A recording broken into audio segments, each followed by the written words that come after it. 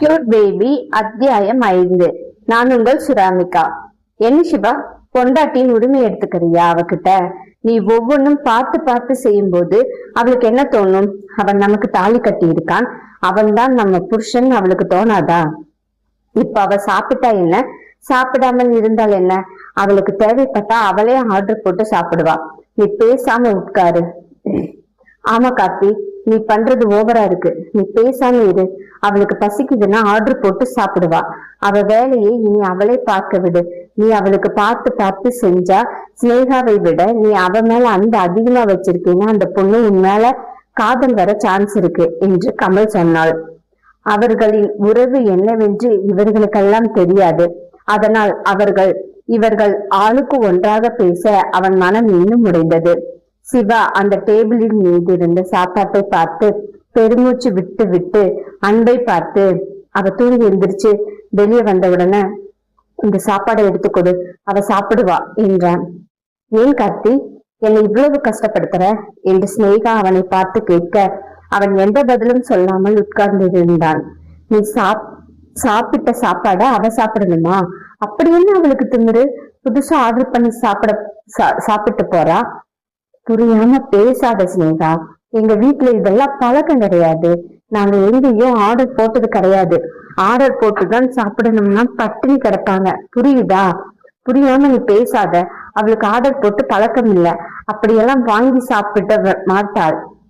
அன்பு அவன் அருகே போய் அவன் தோள்களை பிடித்து அழுத்தி, இனிமேல் அவ பெங்களூர்ல இருக்கா, எல்லாமே கொஞ்சம் கொஞ்சமா பழகணும், நான் பார்த்துக்கிறேன், நீ போய் ஸ்னேகாவை சமாதானப்படுத்து என்று சொல்ல ஸ்னேகா அவர்கள் ரூமுக்கு போவதை பார்த்த கார்த்தி சரி என்று தலையாட்டி கொண்டு அவள் பின்னால் நடந்து சென்றான்.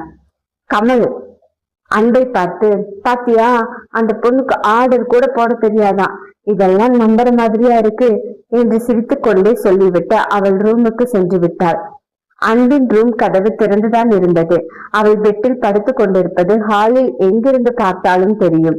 அங்கு நடக்கக்கூடிய எல்லாமே ஹாலில் இருந்து எந்த திசையில் பார்த்தாலும் தெரியும். அதனால்தான் கார்த்தி தைரியமாக அந்த ரூமில் தங்க வைத்தான். எப்பொழுதும் கதவு திறந்தே இருக்கும், அதனால் பயம் இருக்காது என்று நினைத்தான். அன்பு போய் கதவை தட்ட அவள் கண்களை கசக்கி கொண்டே கொட்டாவில் விட்டபடி திரும்பி பார்த்தாள். மேடம், நல்லபடியா தூங்கி எழுந்திரிச்சிட்டீங்கன்னா எனக்கு ஒரு ஃபேவர் செய்யுங்க. தயவு செஞ்சு நீங்க கொஞ்ச நேரம் வெளியே வந்துருந்தீங்கன்னா நான் என் ட்ரெஸ் எடுத்துட்டு போய் குளிச்சுட்டு வந்துடுவேன். என்ன சொல்றீங்க மேடம் என்று அவன் கேட்க, ஐயோ சாரி ஓனர், இது உங்க ரூம், நீங்க சுதந்திரமா இருக்கணும். அதை விட்டுட்டு நான் இங்க உட்கார்ந்துட்டு இருக்கேன், நீங்க தாராளமா போங்க, நான் போய் வெளியே உட்கார்ந்துக்கிறேன் என்று அவள் சொல்லிக்கொண்டு வெளியில் போனாள். ஒரு நிமிஷம், சாப்பிடலையா நீ? ஆர்டர் போட்டு சாப்பிடு என்று அவன் சொல்ல அவள் சரி என்று தலையாட்டி கொண்டாள். ஆனால் அவளுக்கு அந்த பழக்கம் எல்லாம் இல்லாததால் அவள் பாட்டுக்கு பேசாமல் சோபாவில் உட்கார்ந்திருந்தாள். இவன் குளித்து முடித்து கொண்டு வெளியில் வர அவள் சோபாவில் உட்கார்ந்திருந்தாள். சாப்பாடு ஆர்டர் போட்டியா? வந்துடுச்சா? சாப்பிட்டியா என்று அவன் கேட்க அவள் இல்லை என்று தலையாட்டினாள். என்னமோ செய் என்று அவன் கமல் ரூமுக்கு போக நின்றான். ஒரு நிமிஷம் ஓனரே என்று கூப்பிட்டாள் பிரியா. அவன் திரும்பி பார்க்க, இல்ல, எனக்கு ஆர்டர் போட்டு பழக்கம் கிடையாது, எனக்கு அப்படியெல்லாம் வாங்கி சாப்பிட மாட்டேன், கிச்சன்ல போய் சமைக்கட்டா? எனக்கு கொஞ்சம் கொஞ்சமா சமையல் பண்ண தெரியும், நான் செஞ்சிடுவேன், ரொம்ப பசிக்குது என்று பாவம் போல முகத்தை வைத்து கொண்டு தன் வயிற்றை பிடித்து அவள் காட்டினாள். அன்புக்கோ தன் உயிர் தன்னை விட்டு போவது போல் உணர்ந்தான். சிறு வயதில் இருக்கும் பொழுது தன் அம்மா, என் பிள்ளைக்கு ரொம்ப பசிக்குது, கொஞ்சம் சாப்பாடு தா அண்ணா என்று தன் மாமனிடம் கெஞ்சி கேட்டு கொண்டிருப்பது ஞாபகம் வந்தது அவனுக்கு. அவன் கண்களில் கண்ணீர் தேங்கியது. இருந்தாலும் தன்னை யார் என்று காட்டிக்கொள்ள கூடாது என்று நினைத்தவன் அவளையே ஒரு நிமிடம் பார்த்தான். இங்கு கொஞ்சம் சாப்பாடு மீதி இருக்கு, சாப்பிடுறியா என்று கேட்டுக்கொண்டே அந்த சாப்பாட்டை ஒரு தட்டில் போட்டு அவள் அருகில் கொண்டு போய் காட்டினான். அவள் சாப்பாட்டை பார்த்தவுடன் அவன் கையில் இருந்து பிடுங்கி படபடவென சாப்பிட ஆரம்பித்தாள். மாமா சாப்பிட்டு மீதி வச்சு எனக்கு தருவாங்க, மாமா தான் இப்படியெல்லாம் சாப்பிட்டு மீதி வைக்கும் என்று அவள் சொன்னாள்.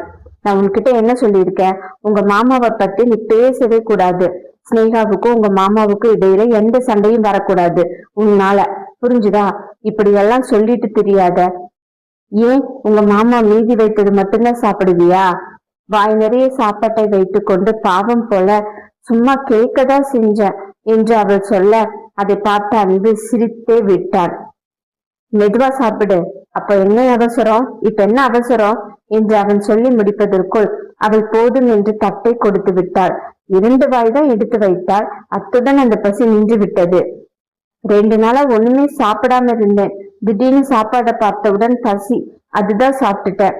சரி, பசிக்குதுன்னா 2 வாய் சாப்பிட்டா பசி போயிடுமா? எடுத்து நல்லா சாப்பிடு. இங்க பாரு, நிறைய சாப்பாடு இருக்கு. இல்ல ஓனரே, எனக்கு போதும், நான் இவ்வளவுதான் சாப்பிடுவேன். இது என்ன கதையா இருக்கு?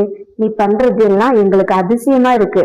ஆர்டர் பண்ணி சாப்பிட மாட்டேங்கிற, அப்போ இது அத்தனையும் நீ சாப்பிட்டு தான் நிந்திருக்கிற. அவள் கண்களை முழித்து கொண்டு, இவன் சாப்பிடாம நம்மளை விடமாட்டான் போல இருக்கு, சரி எதுக்கும் சாப்பிட்டுருவோம் என்று நினைத்து அடுத்த வாயை எடுத்து வைக்க போக அதை யாரோ வந்து தட்டி விட்டார்கள். யார் என்று அவள் பார்க்க நின்றதோ ஸ்னேகா. நான் இவ்வளவு தூரம் சண்டை போட்டுட்டு இருக்கேன் அவன் கிட்ட, ஆனா உனக்கு அதை பத்தி எந்த கவலையும் இல்ல. நீ நல்லா சாப்பிடணும், அது மட்டும் தான் நினைக்கிற, அப்படித்தானே? உனக்கெல்லாம் மனசாட்சின்னு ஒண்ணு இருக்கா? உன்னாலதான் நாங்க 2 பேரும் சண்டை போட்டுட்டு இருக்கோம். ஆனா நீ நல்லா சாப்பிட போற, நான் இன்னும் சாப்பிடாம இருக்கேன். அவள் அப்பவும் பொறுமையாக, அதுக்கு எதுக்கு சாப்பாடை தட்டி விடுறீங்க? சாப்பாடு லட்சுமி மாதிரி, தட்டி விடக்கூடாது, அதுக்கப்புறம் நமக்கு சாப்பாடு கிடைக்காமலே போயிடும் என்று அவள் சொன்னவுடன் அவளை பலார் என்று அறைந்தாள் ஸ்னேகா. வாவ், சூப்பர் என்று அறைந்து விட்டு ஸ்னேகா கைத்தட்ட பிரியா தன் கன்னத்தில் கை வைத்து உட்கார்ந்திருந்தாள். இங்க என் வாழ்க்கையே போக போகுது, நான் அதை பார்க்காம சாப்பாடு கிடைக்கலன்னு சொல்லி வருத்தப்பட்டுட்டு இருப்பேன்னு நினைக்கிற நீ? என் வாழ்க்கையே நரகத்துல இருக்கு இப்போ என்று அவள் கோபமாக பேசி முடிப்பதற்குள் அவள் கன்னத்தில் அறைந்தான் கார்த்தி. இப்பொழுது ஸ்னேகா தன் கன்னத்தை இறுக்கமாக பிடித்தாள். நீ யார் அடிச்சு தெரியுமா ஸ்னேகா? எங்க வீட்டு மகாராணி அடிச்சிருக்க. என்ன தகுதி இருந்தா நீ அவளை அடிப்ப? அவ பிறந்ததுல இருந்தே இதுவரைக்கும் யார்கிட்டயோ அவ அடி வாங்கினது கிடையாது. எப்படி நீ அவளை கை தொடுவ? அந்த உரிமையை உனக்கு யார் கொடுத்தது? இத்தனை வருஷமா நாங்க ஒரு ஆள் கூட அவளை தொட்டது கிடையாது. நீ எப்படி அப்படி பண்ணலாம் ஸ்னேகா? அவன் கேள்வி மேல் கேள்வி கேட்க ஸ்னேகாவின் கண்கள் நிறைந்தன. கார்த்தி, இப்ப கூட பாரு, என்னை விட உனக்கு அவன் மேலதான் பாசம் அதிகம். அதனாலதான் நீ அவளுக்கு சப்போர்ட் பேசிட்டு இருக்க. இத இங்க இருக்கிற வரைக்கும் கன்ஃபார்மா நம்ம சேர போறது கிடையாது. நான் உனக்காக எல்லாத்தையும் விட்டுட்டு வந்தேன் கார்த்தி. ஆனா நீ இப்போ என்னை தனியா நிக்க வைக்கிற கார்த்தி. போதும் ஸ்னேகா, எனக்காக எல்லாம் விட்டுட்டு வந்தேன்னு சொல்றத நிறுத்து. நான் உன்னை விட்டுட்டு வரவே சொல்லல. நீயும் உங்க வீட்டுல பிரச்சனையான உடனே இறங்கி வந்துட்ட. பிரச்சனையை கொஞ்சம் கூட ஃபேஸ் பண்ணாம நீ பாட்டுக்கு இறங்கி வந்துட்ட. என்கிட்ட கேட்காமலேயே இறங்கி வந்த. என்னோட வீட்டு நிலைமை என்னன்னு யோசிக்க கூட இல்ல. கொஞ்சம் பொறுமையாயிரு, நான் அப்புறம் முடிவு சொல்றேன்னு உன்கிட்ட நான் நிறைய நாள் டைம் கேட்டேன். ஆனா நீ எனக்கு டைம் கூட கொடுக்காம விஷம் குடித்து நான் செத்து போயிடுவேன்னு என்னை பயமுறுத்தின. முதல்ல அதை தெரிஞ்சுக்கோ. ஓ, அப்ப நீ என்ன காதலிக்கல, அப்படித்தானே கார்த்தி? நான் உன்னை வற்புறுத்தி கல்யாணம் பண்ணிட்டேன், அப்படித்தானே கார்த்தி என்று அவள் கேள்வி மேல் கேள்வி கேட்க அவன் அமைதியாக நின்றான். மக்களே, இந்த கதை பிடிக்கும்னு நினைக்கிறேன். அடுத்த எபிசோட் நாளை மாலை 6 மணிக்கு கரெக்டா வந்துடும்.